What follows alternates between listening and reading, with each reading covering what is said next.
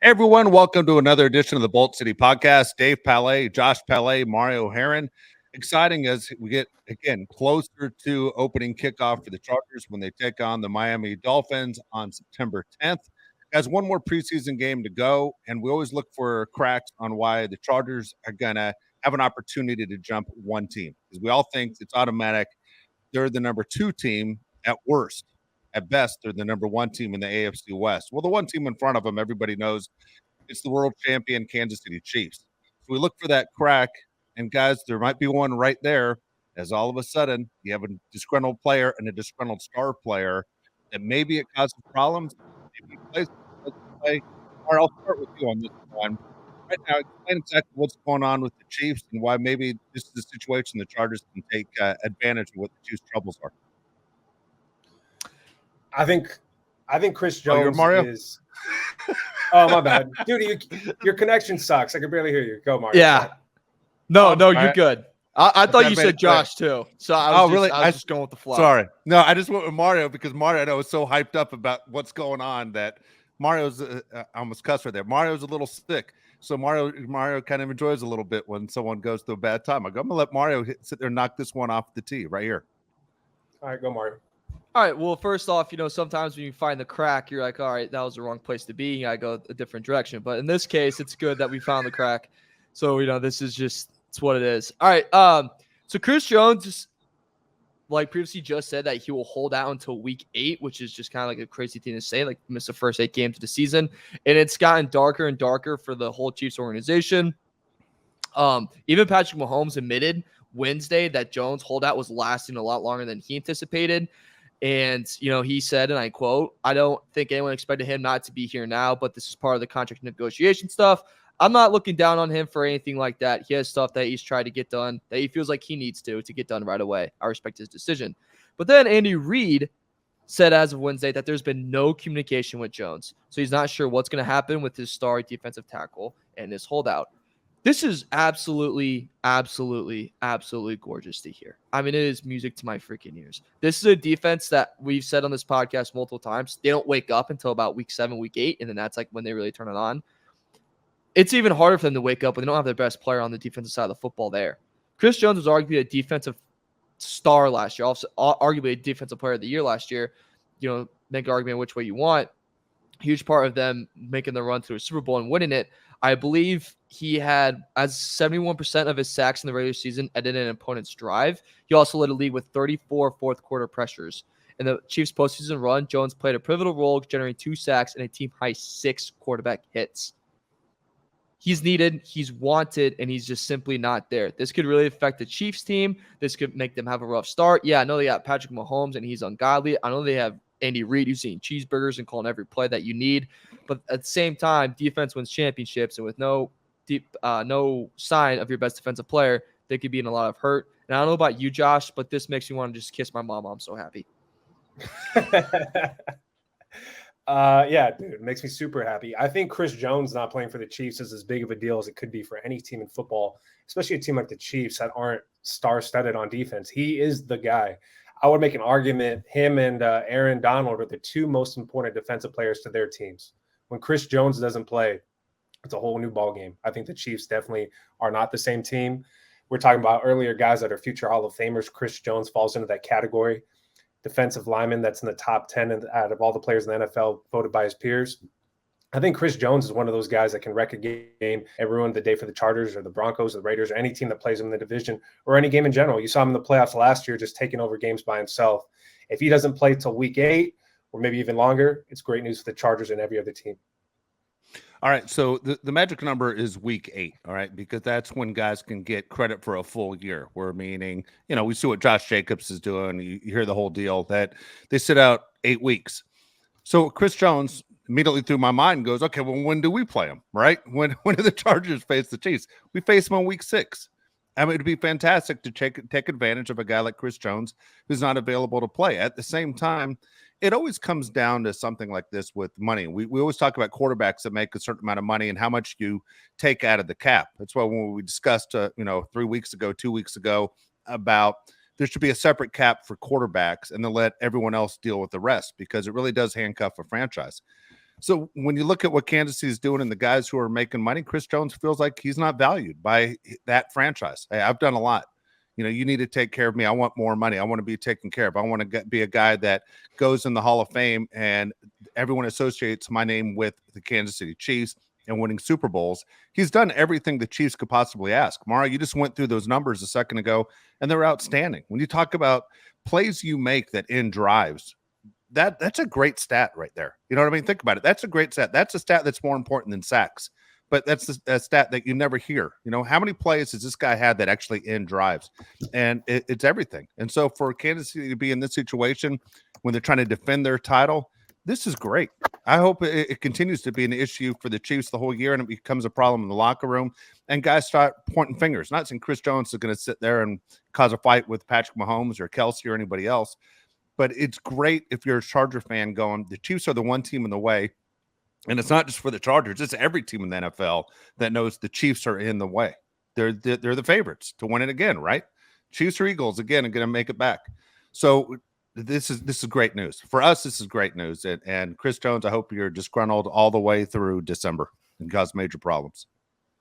And not to mention, look at the start that they have into the season. They face the Lions. That's arguably a playoff team this year. They face the Jaguars, who some people honestly believe could have the best record in the NFL just based off division and schedule. Then they face the Bears, who are obviously not a good team, but probably a fun, risky team, right? They're not a good team, but they're going to hit you hard, and they're going to be weird and maybe take you to the end. Then you face Aaron Rodgers and the Jets. Okay, that's going to be a hard game to win. And then you face a very high-powered offense in the Vikings. If you look at all those offenses, Lions had an OC that was wanted by a lot of teams to be their head coach. The Jaguars are flying high with an offense with a guy that's won a Super Bowl and another guy that just changed the way he's looked around the NFL in the second half of the season in Trevor Lawrence. The Bears have Fields who can run around any team in the NFL. Now, can he throw the ball? That's up for discussion. We'll see this year. And then you face the Jets, Hall of Fame QB with his coordinator that he loves to death and probably cuddles with that night. And then you have the best receiver in the league, Justin Jefferson, and people forget about Jordan Addison, who could be a hell of a number 2 for that team. They need him for these games, and that's just the first 5 games. That's not even going into all the way into 8. All the way into 8, you mentioned they face us. We're a hell of an offense. It is going to get really, really scary for the Chiefs if they do not do something with this situation. If he's really going to hold out until week 8, I doubt he does. I bet they get a deal done. But even if it comes to week 1, this is a do-or-die league. Every single week matters. That's why people love the NFL. It's not like the NBA and MLB where some random Tuesday on October 24th, the Cubs could lose 12-0 and no one really gives a crap, So, that's just one of those things where it doesn't really matter. But in the NFL, every second, everything matters. So, it's going to be interesting to see. I don't know if he's actually going to hold out. I would love it if he actually held out all the way until week 8. I bet they get something done. I think it's a win-win situation because he is on the other side of 30. And if you're going to pay him that much money to keep playing football for you, it's that situation you're in. He's that good. Other than that, Chris Jones, I just want you happy, buddy. So take your time. This kind of reminds me of the situation the Cowboys had with Zach Martin, where Jerry Jones said, I'm not going to pay him. And then he realized without Zach Martin, the Cowboys' offensive line is not very good. Zach Martin's the best guard in the league. Chris Jones is he's in the conversation for best defensive tackle in the league. This kind of reminds me also of the Patriots. I mean, you have Tom Brady, right, who's leading the charge, and he had Gronkowski. You kind of have the same thing with Mahomes and Kelsey. And you have a bunch of guys that are just guys. You have Nick Bolton on the defense, who kind of showed up last year, had a great season. You have Drew Tranquil, took it from us. And then you have a bunch of guys that football fans, even guys that watch a lot of football, never heard of. And they're starting defense. Mike Dana, Willie Gay, Jalen Watson, Brian Cook, L'Jarius Sneed, Trent McDuffie. These are just guys. I would love for these guys to struggle against these high-power offenses and force the hand of the Chiefs to pay them. Or if Chris Jones just does not want to play, that'd be even better. I don't know. I hope for all pain for all these teams, but I don't wish injuries upon anybody. And another team in the division, the Broncos, suffered a horrible injury a few weeks ago with Tim Patrick, and then today Jerry Jeudy goes down. I think it's huge for the Chargers. That's another team that we were thinking could challenge us. Obviously, we have a better roster than the Broncos, but if they lose their top 2 targets for Russell Wilson, it's going to be bad in Denver too. Russell Wilson wasn't going to hit him anyway. I've seen Russell Wilson throw. I mean, we can use that as an excuse all you want, but we've seen him throw. Real quick, last thing I want to say about the Chiefs, by the way, we talk about this when you see salary caps that are broken down. It's usually 5 to 6 guys on a team actually make money. Everyone else is making so money. But I mean, guys that make life-changing money, meaning you don't have to work after your career, they're only about 5 or 6 that make money. So I'm curious to know what the Chiefs thought. Like Chris Jones is a guy that you should be paying and taking care of and keeping happy, because you already know you're taking care of the offensive side of the ball, right?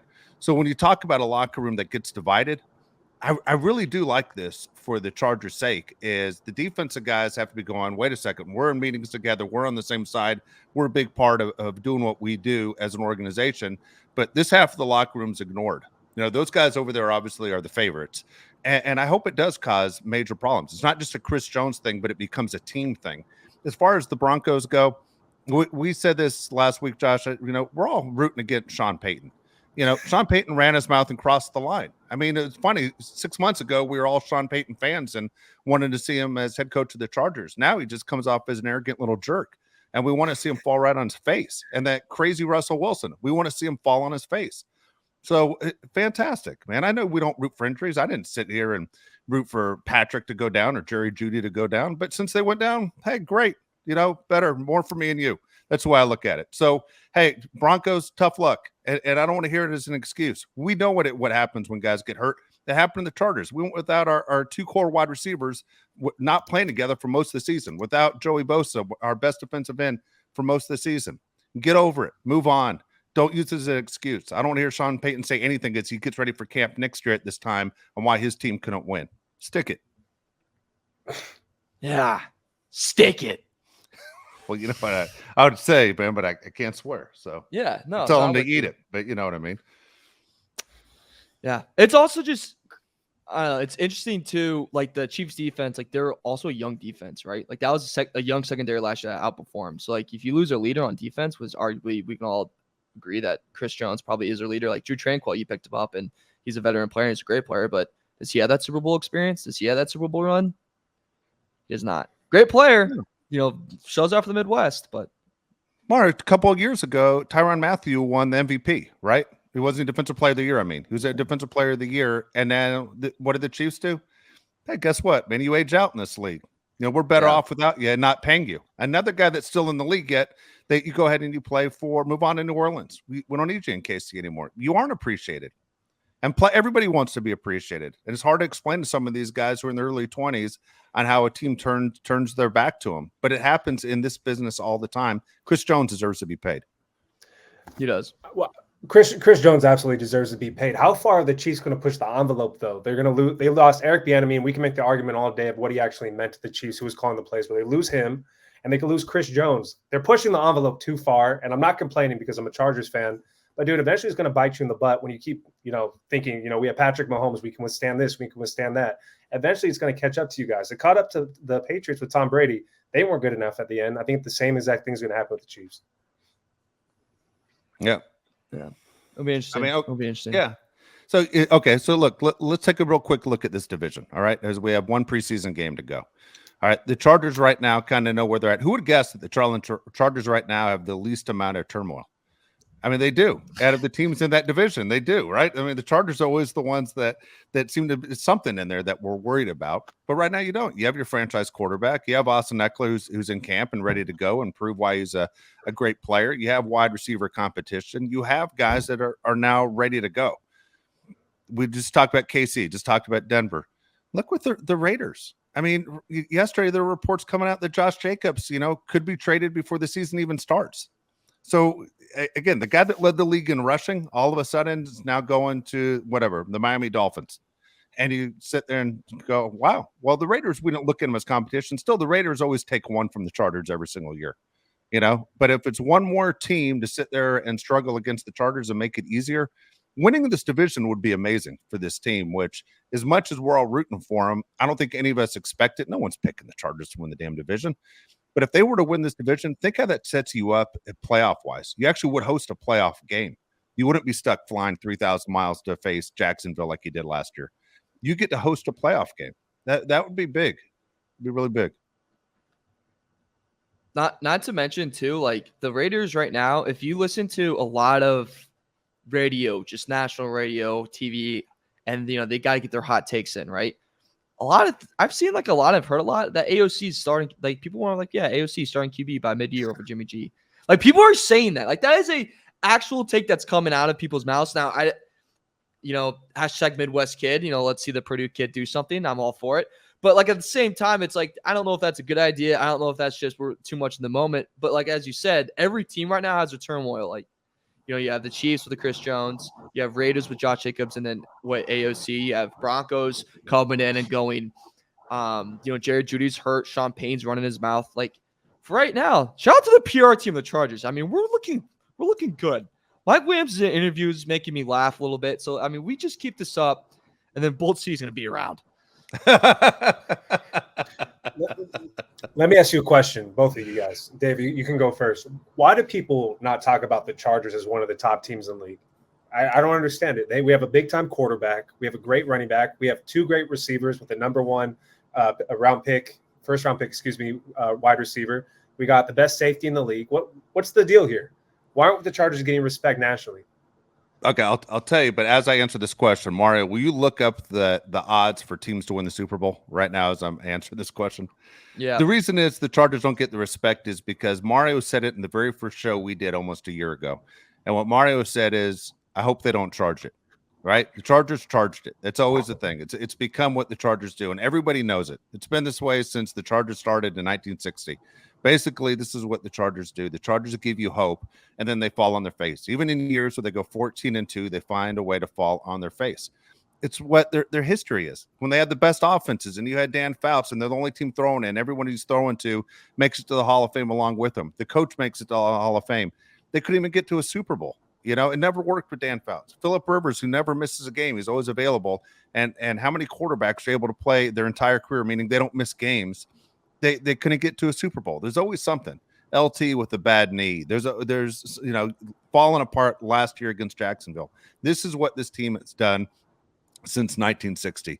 So do I think the Chargers are better than a lot of teams that are favored in front of them to win the Super Bowl? Absolutely. That's why I asked you to look it up, Mario. And you guys' honest opinion, because here's what I always say about sports. If you really want to know who the best teams are, look at the odds.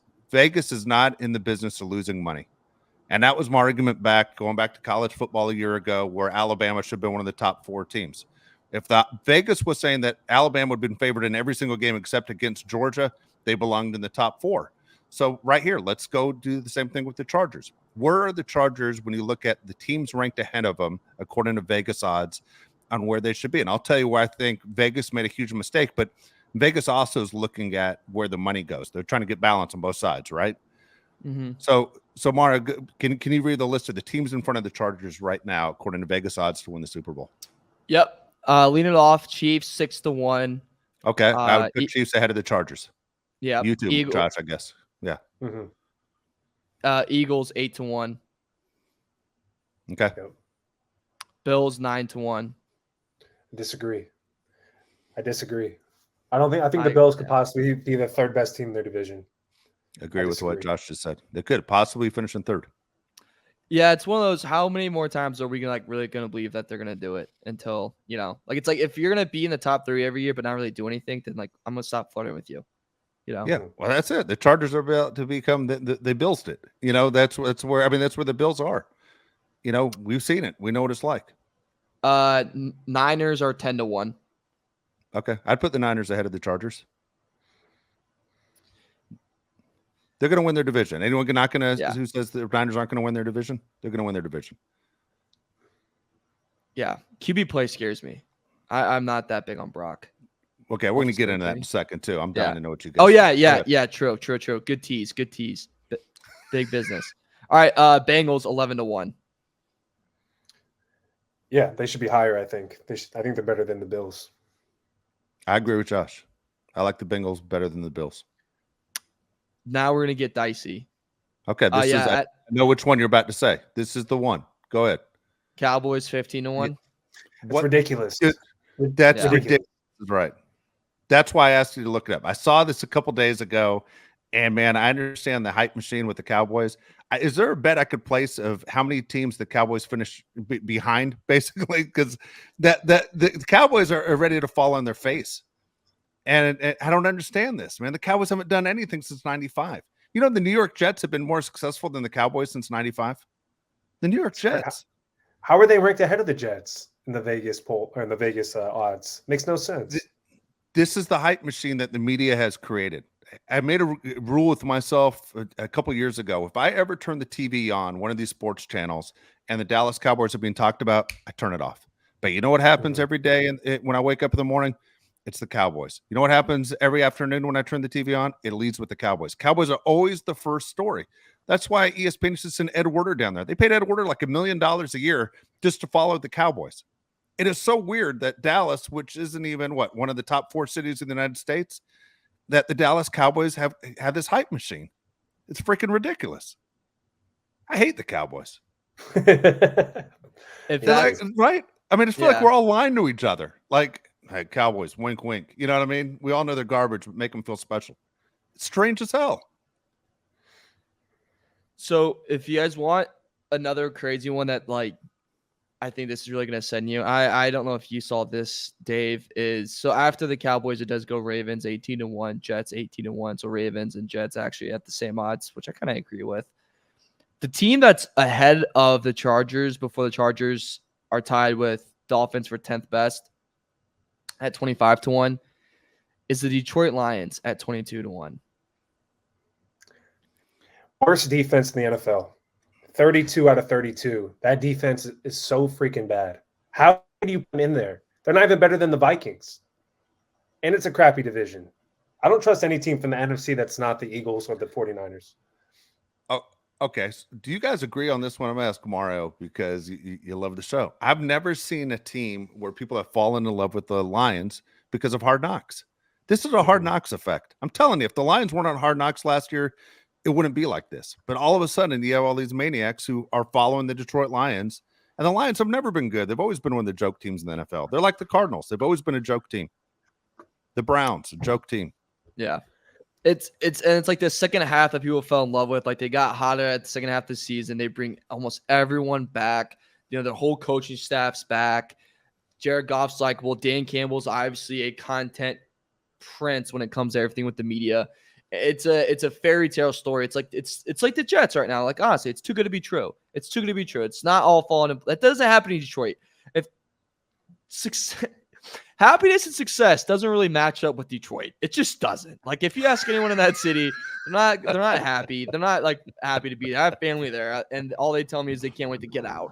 So it's too good to be told. Yeah, I do agree with you. The Hard Knocks thing comes into play. Are they a talented team? Yes. Josh, I do agree with you. I don't think their defense is that spectacular. Like, they have they have a good pass rush. Hayden Hutchinson's a very good player, but I don't love their secondary. I don't love their linebacker core. I don't love Jared Goff. Like, your running back room's good. Okay. Have fun with your running back room. Your receiver suspended for the first 6 games, and he was or hurt to start the year anyway, in Jameson Williams. And St. Brown always gets hurt too. So, like, even if they're in a crappy division and that crappy NFC, like, I still wouldn't put any money on them because it's just like, how can you trust that team?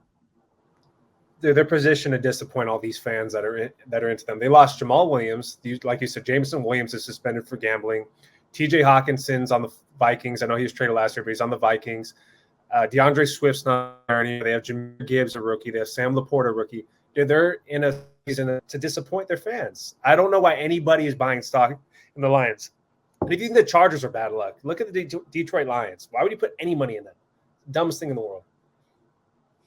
I'm with you. Okay, so how many teams are ahead of the Chargers then, Mario, on the list of Vegas? It's 9. Odds to win. 9 teams.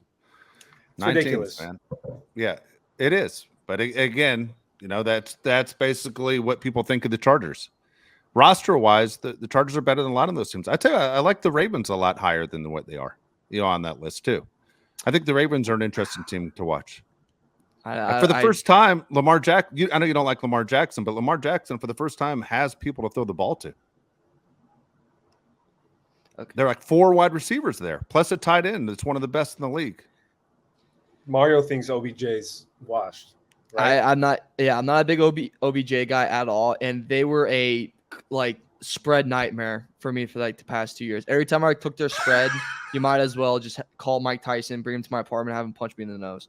Yeah, That's I'm what it with felt you. like. So that's why I have zero faith in them. Yeah, they don't beat down teams. They don't beat down teams. They make everything miserable.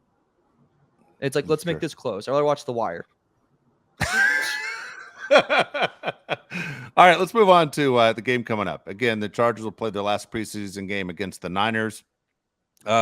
Niners organization. Again, you want to talk about a team that actually gets things done. The Niners get things done. Okay, they have a great GM. They put things together. They don't make great choices when it comes to quarterbacks because right now they have an interesting situation.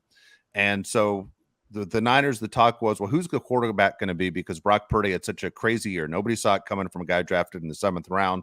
And all of a sudden, all he does is win. When he gets hurt, they lose to the Philadelphia Eagles. Not saying they would have won that game anyway if he stayed healthy, but it wasn't competitive. All of a sudden, Brock Purdy's a household name where he wasn't at this time a year ago. People didn't know who he was unless you were a fan of him in college. Here you go. So they bring in Sam Darnold. They still have Trey Lance, who really that's the guy that's supposed to be the guy, right? And Jimmy Garoppolo is taking teams to Super Bowls, and they still make the move for Trey Lance, a guy that a lot of people didn't see much of, but yet the Niners swear this is the guy. This is a guy that's so important. We're going to draft him, what, number 2 overall? And Trey Lance hasn't played for anything. I think Trey Lance has thrown, just off the top of my head, I think he's attempted 102 passes in his career.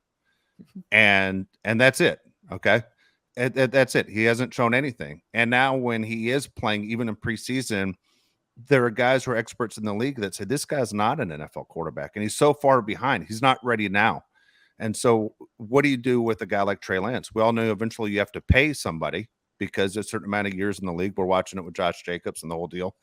But for the 49ers, they do have a quarterback, but they have a financial problem coming too.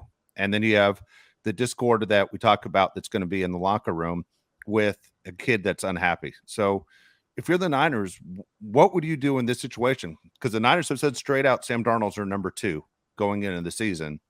Trey Lance is a guy, hey, we don't even need to get dressed on Sundays. I mean, what do you do in that situation? It's bad. It's all bad. When they brought in Sam Darnold, you had a feeling that this was going to happen. I think they screwed up, honestly. If they knew Trey Lance wasn't that guy, I think makes them look worse when they bring in Sam Darnold without kind of giving Trey Lance the shot. People were saying around the 49ers camp that Trey Lance wasn't getting the opportunities. So maybe you don't bring Sam Darnold in. You let him, lose his spot to Brock Purdy in training camp. And then you could sell him off and say, well, he just lost the job to a guy that had a great rookie season. And then somebody would probably buy high on Trey Lance. You get somebody in return. But in this situation, you can't get anybody in return. The 49ers and Shanahan have told everybody, this guy sucks. Straight up. He literally, without saying those exact words, he's been basically saying he sucks. So Good luck getting rid of him to anybody that's going to take him. I mean, maybe they're just so good they don't care, but any team can need players. You just saw Isaiah Simmons go to another team. He's a former first-round pick. Just because you're drafted high does not mean that you're going to be a good player, and this is just another example. How about that QB class? Zach Wilson, eating chips on the bench. Trey Lance, eating chips in a hotel, just probably selling his house, getting ready to move out of California. Just completely falling apart. Look, I think the first thing you do, so I was actually I was shadowing David Dykstra today, so shout out to him because he mentioned this. I'm going to steal the idea from him because I thought it was a brilliant idea. I would call Miami. Mike McDaniels, Shanahan, disciple, familiar with Lance. Go to Miami. He's your backup QB when Tua eventually goes down. I don't think that's that bad of a move by the Dolphins. You can get him for cheap. Probably throw a 6th rounder in there, 7th rounder. Hey, come here. I don't think that's that bad of a move. If not him, I think you just kind of go around and search for teams. Would New England give him a call? Maybe. I don't know. Like, what teams would give him a call? Seahawks? Well, let me ask you, would you want him, Mario, would you want him? I mean, seriously, why would anyone want him? For a backup QB situation, I would take him. Would you take him in Chicago? Would you take him behind Justin Fields in case he falls on his face? There is a QB battle right now in Chicago for the number 2 spot. So, I mean, it's not out of the question. You got to make it clear that he's number 2. Yeah, if I was a team that was going to pick him up, would do an Aaron Rodgers situation where he could learn from somebody. He hasn't learned from anybody in San Francisco. Jimmy G's an okay quarterback, but he's not picking up what Zach Wilson's picking up from Aaron Rodgers. You guys are watching Hard Knocks. You can't tell me Zach Wilson isn't 100 times better right now than he was last year with all these little things he's learning from Aaron Rodgers. True. There's not many Aaron Rodgers out there, but I would send him to a team like Kansas City.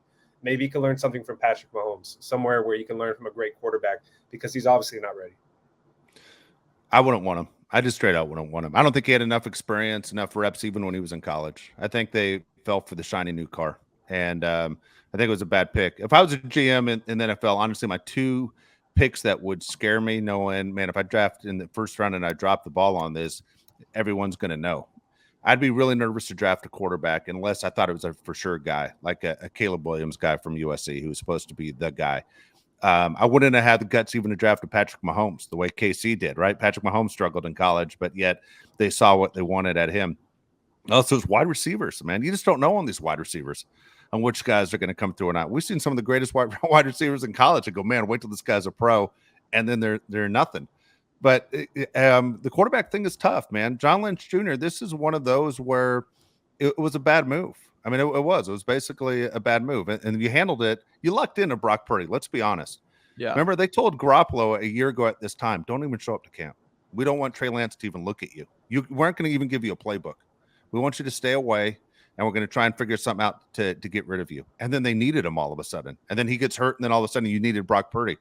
It didn't go smooth for the Niners. You know, and for Trey Lance, he just hasn't worked out. We've seen it from other guys, but to sit there and listen to all these former NFL quarterbacks and coaches say he's not ready, he's not an NFL quarterback, that's not good, man. Right? I don't even know what you do. I mean, Josh, you said it's like a master class that's going on with Zach Wilson right now with the Jets. What do you do if you're the 49ers and Trey Lance? I mean, he's so far behind. They're acting like he's a rookie. He's not. Isn't he in his third year right now? Yeah. Isn't it year 3? Year 3. Holy cow! You would give up on it though. I mean, if you're like, I'd give up on him 100%. You know, if you're maybe the 49ers can give up on it, but if you're another team, you wouldn't want to take him in as a project. Trey Lance, and this, I'm not bull crapping right now. This is actually true. This is a trivia question if you want to ask anybody. He has less attempts in his whole life, and I'm talking about high school, college, NFL preseason, NFL regular season, than Geno Smith had last year. Yeah. It's crazy, dude. Yeah. You can't give up on a guy like that. Got to give him some help. It's weird. You always have a few teams that always treat quarterbacks really bad. It's the 49ers, after Steve Young, treat quarterbacks super weird. Alex Smith was weird. Colin Kaepernick was weird. This is weird. And then Jimmy G was weird. And then you have the Jets. The Jets always have weird stuff going on where they hate their quarterback too. You got to coddle them a little bit and give them some confidence. I don't know if you guys remember, but Tua, remember he had a coach that hated his guts. And they said, get the hell out of here to the coach. We can't deal with this Brian Flores. He's the quarterback. I feel like you gotta love your quarterback a little bit more. Counter to that though, they did sit him for a whole year and let Jimmy G play. So they didn't rush him right away and throw him into the fire. He plays, I think, the first 2 games of last year. I think it's an issue of the best abilities availability, and he just wasn't available. And then when that happens, and the next man up just happened to be Brock Purdy, who played better than you. And it's just one of those situations where you just kind of you lost. Like the Drew Bledsoe and Tom Brady. I'm not saying Brock Purdy's Tom Brady, but I'm saying it was just one of those situations where the guy behind you is playing a lot better than you. I think every QB does deserve the 3-year rule where you get 3 years to really express the type of player you are. But you traded up for him. You are in a win now mode, so you don't really have time for these mess arounds. And you guys mentioned it, he just hasn't played. He hasn't gotten the reps. I think the best situation for him is honestly a Colts situation where you have a guy that's pretty known, good offensive mind and going, hey, just go out there and make mistakes because we suck. Doesn't matter if you suck because we already suck. So if you throw 2 picks one game but score 2 rushing touchdowns, that's fine because we're just not a good team and we're trial by fire. Where in Niners, what were you gonna say? No, I agree. I said the Packers are doing that right now with Jordan Love. The same exact situation of what you just said. I think it's a good idea. Yeah, literally just go, who cares? Just do whatever, man. But when you're in the Niners, like when now it's like, dude, if you throw one pick, that determines the division. Yeah. Like there's a lot of stress. You're right. I'll give you 3 teams that I think would be good fits for Trey Lance. You guys tell me if I'm wrong. One of them won't make a move for him or they won't deal with him because he's inside the division. The Rams could use him. The Rams are a team that could use a Trey Lance because the Rams are kind of rebuilding right now. The same thing is there's no way the Niners are going to deal with the Rams. But, Stafford looks like this is his last year in the NFL from everything you're hearing. Then the Steelers, another team I think Trey Lance would be a good fit for. And the third team would be the Falcons. Right now, I'm not a fan of the Falcons quarterback situation at all. But honestly, I kind of believe the Falcons are trying to stink this thing up a little bit, trying to go for the Caleb Williams, derby or Trey, whatever it is. It'll be interesting to see what happens with that. As far as whether it's May, whether it's Williams, one of those quarterbacks is supposed to be, the first guy taken. I don't know. I just kind of look at Trey Lance. Not saying he doesn't belong in the NFL. But listen to these NFL coaches and quarterbacks say he's just not ready. He's not even close. It was Herm Edwards who ripped the hell out of him. That's who it was who ripped the hell out of him in the last week, saying his timing is so bad. I know what Josh is about to say, but yeah, Herm Edwards. You take his opinion, and believe it or not, considering that wasn't the position he played, whatever. Certain guys bother me, and Herm Edwards is one of them. He always has a big opinion. That's his job. But when he coaches teams, they suck ass. Eric Mangini wants to tell you how to run everything on ESPN. He sucked ass too. All these bad coaches all the time. Was it Matt Millen on TV who ran the Lions to 0-16 trying to tell you how to do things on ESPN also? Like, dude, I'm going to listen to you? Dude, you can't even make a sandwich. You freaking play NFL for so long. You're trying to tell me how to run a team. Ridiculous, man. Some guys just drive me nuts. And the Ryan Clark today, and I'm an Alabama fan, so I want to talk about it. Ryan Clark apologized to Tua. I didn't think it was necessary. It was a joke. I don't think Ryan Clark should have apologized. I think Tua made his comments, and then we move on. Do you guys think Ryan Clark should have apologized for what he said? Go ahead, Mar. I'll let you go first. No, like you said, it was a joke. No, just come on, Tua. Did you got come on? I don't know. Get the joke. Lean into a joke. Lean into it. Obviously, it's Ryan Clark. Didn't mean anything malicious by it. And I know we're also in this era where it's everything you say now about a player, about a situation or everything like that. And when you're in Ryan Clark's position or just any media position, gets broadcasted through 1,000 channels. And it's very easy to chop it up. Could you imagine if you took every time Dave Palais says Joey Bosa and it wouldn't be that hard, but you could really he already doesn't like him that much, but you could make him really hate him if you just cut up some clips. And give me 10 minutes, I could do it. I know you could. Yeah. So, but you're not saying that he's a terrible person. You're not saying, he's this or that. You're just critiquing him as a player, which is your job. It's not nothing personal. But no, you have to apologize and say, hey, I'm sorry. Come on. If anything, I'm a fan of the double down. That's where I like the double down. I think that's fun. I think that's funny. If you just do a double down, if we had Bosa on, if we had, I'm trying to think of a player I've crapped on. If we had Keenan Allen on, and I would say, yeah, punch myself in the face because you didn't play. And I would bring that up because it's I'm not going to hide behind that. If you say it to an in front person, that's obviously more respectful than you see in their face. And then you're just hey, let me kiss you on the cheek. Come on. I don't know. I'm a fan of the double down. All right. So we don't come off as hypocrites because, we all jumped on Sean Payton for basically crossing the line in the fraternity. Head coaching and players are completely different deals. So when you take a job like Ryan Clark has, if you don't say anything negative, nobody wants your opinion. They all think you're afraid to do your job. And guess what? Yeah. You don't last. You have to say the things that you see.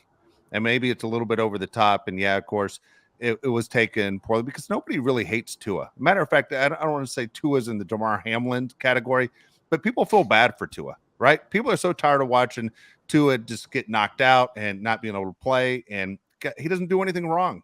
So people don't hate the guy. Maybe because he went to Alabama, you dislike Tua. But personally, Tua never does anything to embarrass the organization, himself, or his family.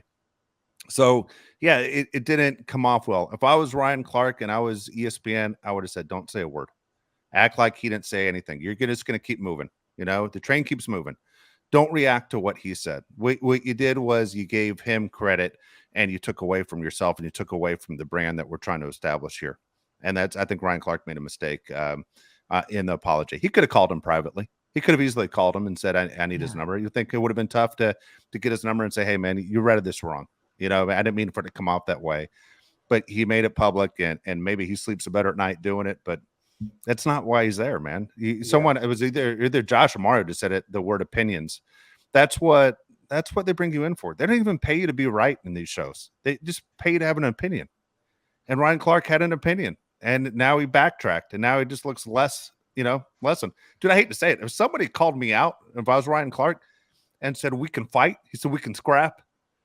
Dude, there's no way I'm apologizing. It's like, whoa. I felt real bad for a second. He said, let's fight. Now you're saying, let's fight. You call me out. I'm a defensive player. I went to LSU. You went to Alabama. It's on. LSU guy went running. Like there are a lot of LSU fans. I'm like, hey, whoa. He said, yeah, scrap. Call him out. You don't play anymore. He can't fight you anyway. He can't fight you even if you said, hey, let's go. You name it. He's not allowed to. You can say whatever you want, but you back down. That's the Jake Paul undercard right there. Yeah. Ryan Clark versus Tua. Hey, do you guys read anything to these guys stepping away from college early? Yesterday, Corey Davis. NFL or NFL? Yeah, players. Do you read anything into this guy stepping away early? Corey Davis just did it. John Ross did it. Prince, I can't even pronounce his last name, the cornerback, just did it. It's kind of interesting, man. Hopefully this isn't the new thing where guys step away, but they're concerned for their health. I don't know if you guys remember a few years ago, Chris Borland, he was an outstanding linebacker for the 49ers, retired after 1 year. Zach Orr was a third-year linebacker, went off for the Ravens. He retires. Luke Kuechly steps away early. Is this a new football, or are guys going to step away early? I'll give you another one real quick. He lives in Nashville. Oh, Calvin Johnson did it because he was miserable living in Detroit. He did what Mario said. He listened to Mario and said, I got to get the hell out of here. Patrick Willis. Patrick Willis. Patrick Willis. Who again, top of his game, who left. So do I say anything about those guys leaving? No. Let me tell you about Corey Davis first, because I watched Corey Davis his whole career.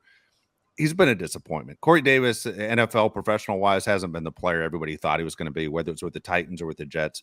I'm watching Hard Knocks. Corey Davis had no chance of getting playing time with those group of receivers. All those guys are better than Corey Davis. Everyone except for Randall Cobb, who's a joke, shouldn't even be out there anymore. But Corey Davis isn't going to get playing time. I'm sorry, man. He's just not as talented as those guys. 28 years old. Yeah, you go, that's a young man. In the NFL, no. And guess what? There's always going to be somebody that's going to step up and willing to continue this game. If it was a quarterback that stepped away, like an Andrew Luck, because when Andrew Luck retired, that shocked all of us. All of us were like, whoa, man, that's major, major news. Anniversary today. Is it really? It's Andrew Luck Day? Funny enough, it's literally 4 years ago today. Oh, wow. Wide receiver wise? No, man. It's just the way it is, man. It's just, you forget these guys all the time, right? Running backs, wide receivers. I don't know. Do you feel bad for these guys, Josh? It's funny. Ross is a guy that we saw, obviously, when he was in college, you and me, Josh. But is he a guy that surprises you that he goes, I'm out? Ross doesn't surprise me as much as Corey Davis, because Corey Davis has produced. John Ross just wasn't very good, and he was tiny. Corey Davis is a big dude. Mike Williams is funny. He's the last one left out of those top 10 receivers. There's three of them: Corey Davis, him, and John Ross, and he's the only one that's still in the league. It doesn't surprise me that much about John Ross, but Corey Davis did shock me. I don't know if I'm not surprised. Like, I think we've never been more aware of the wear and tear it does on your bodies. And we've also have not been more aware of like what you can do to like recover your body and have your body be 110% for go time. That being said, like, there's so many ways to make money now. Corey Davis could have a lot of investments that he's just like, I don't need to play anymore. I was watching an interview with Austin Eckler. I mean, that guy's got investments in anything. He's got so many businesses cooking, so many things coming up. If you got so many ways of making money, why would you stay with the way to make money that causes the most damage and is going to shorten your lifespan? Like, that's just what it is. Why would you take that route? So I'm not that surprised by it. Here's the deal. Nothing gives you the rush like playing professional sports, right? That's why we played sports as we were kids. Nothing like the rush of that scoreboard. It's almost instantly within a few hours of knowing, did I have a good day or a bad day? I mean, it's like, Mario, you like to wager. Nothing like hitting that big game, right? Nothing like hitting that hit, right? Am I right? Yeah. That rush you get on one of your best days, dude, that's why you come back. You know, so Yeah. look, 28 years old, you are never going to get that rush at any other point in the rest of your life. I'm sorry, you don't. It's just not the same thing. And yeah, football's different than baseball or basketball. I got it. But when you have guys like Chris Borland, who retires after like 1 year and he's all pro, I mean, that's a big one. You know, that's where you go, wow. That's where I'd love to see a show like Real Sports on HBO talk to guys like Borland and Patrick Willis and all these guys that we talk about retiring way too early in our minds as fans and go, how are their lives now? Don't waste our time with Iditarod and all that crap they run on that Real Sports. Let's real stories, man. That's a big thing. The NFL rules. We want to know why guys bail out. The thing is, we're such crazy fans. I told you, man, it's like being at the Coliseum, like the movie Gladiator. Man, we want to see guys get knocked around and killed on a field. That's why we show up to watch and pay season tickets and everything else. And we wear jerseys because we want to see the damage. We're sick that way. But we keep coming back. Guess what? I've been to a bunch of NFL games. I don't have one bruise on my body.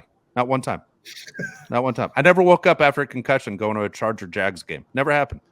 It doesn't happen to me. But I pay the tickets. That you understand? There's a big damn difference. I understand. You want to step away at 28? Fine.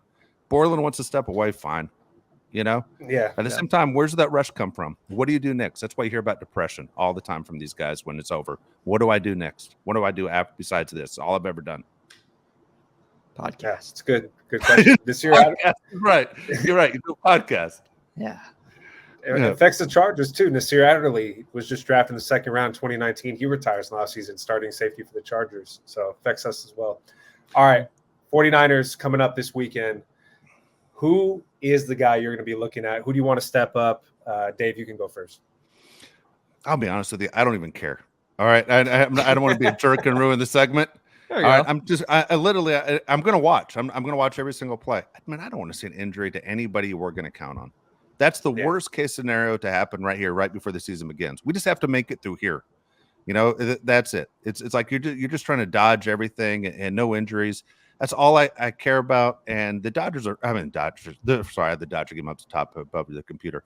The 49 wrong sport. The 49ers and Chargers, both teams have the same outcome in mind. No one who's supposed to make a difference in our 2023 season can get hurt. And that'd be the worst thing to happen. Yeah, I mean, you can't argue that. Obviously, you don't want anybody to get hurt. There's one guy I'm going to be watching more than others. Okay. Can I guess? Can I guess? Go ahead. You're going to say the quarterback situation, Dugan. Who you watching? I couldn't care. I couldn't care less about that. No, I'm watching Dave.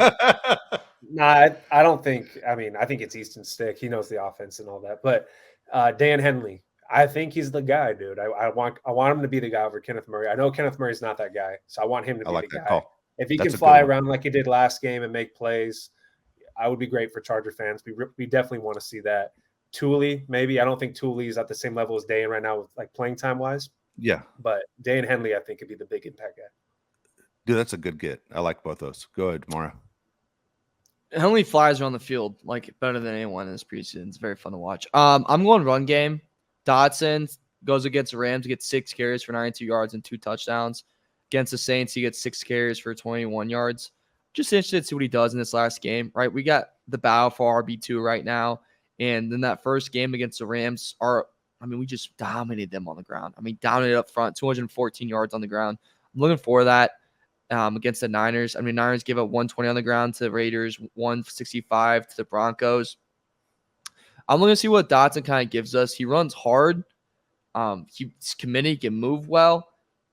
I'm willing to see just what can you do in that last game. It's do or die for a lot of these guys, including a guy like Dotson. Like this is, your last time to really show your stuff. So it's something I want to watch out for. Just Dotson, kind of the running back group as a whole, see what they can do, see what push we can get up front, and see who can kind of finish the preseason out strong and put a lot of good stuff on tape. Are you guys watching, or do you guys do a reading like I do when it comes to predictions on who makes the final roster? Like, I'm shocked how many people don't have Dotson making the final roster. And again, maybe I'm just wrong, but because of what we saw him do against the Rams, we're going, oh, this guy's a lock for the roster. But we aren't there every day at camp. We don't know. But he's always a guy that for some reason is left off most people's predictions if he makes the roster or not.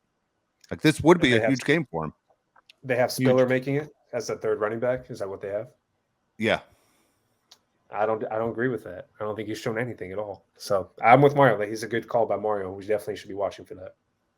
Yeah. No, both of you guys did well. Better than me, who just sitting there praying with a rosary beads in my hand. Yeah, that's basically. You're absolutely right. Now I like your that. hand.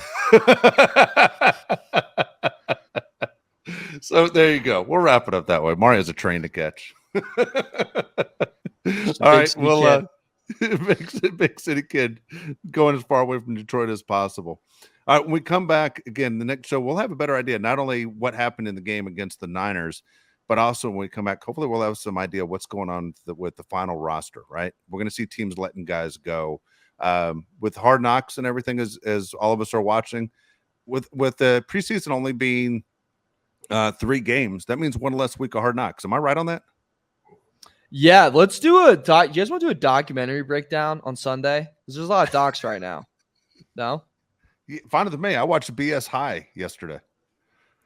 Oh, I haven't seen that one yet. I haven't seen that one yet. I've only seen. It's gonna blow your mind. I've seen Swap Kings and the Manziel one. I got some takes cooking. All right. So we do that one, the BS High.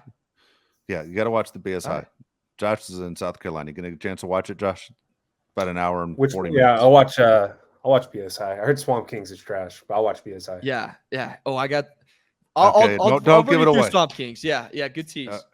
All right, don't pull the curtain back on that one. Absolutely. All right, we'll come back. A lot to talk about again. Final rosters with the Chargers, how they look against the Niners. These guys, who to watch is I think were great. Mine was lazy, and of course we'll give you more Charger news. But excited again about September 10th as the Miami Dolphins come to town. It's going to be pretty exciting. Week 1 of the season almost here. And we're here for you guys all year long. Again, thanks for listening to the Bolt City podcast. And if you're watching on YouTube, we appreciate the comments as well. Please leave them. Give us an idea of what direction, of things you want us to talk about, which guys are crazy on the show, all that. We like it all. For Mario Heron, Josh Palais, I'm Dave Palais. We'll talk to you next time.